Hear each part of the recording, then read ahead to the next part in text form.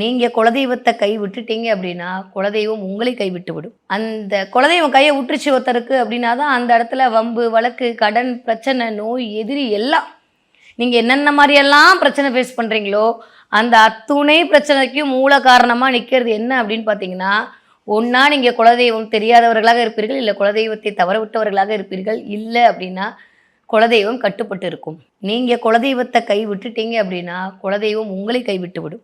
குலதெய்வத்தை நம் வீட்டுக்குள் அழைத்து வர முடியும். இந்த எபிசோடில் நான் சுருக்கமாக உங்களுக்கு ஒரு 2 விதமான ஒரு பரிகாரங்கள் சொல்ல போகிறேன்.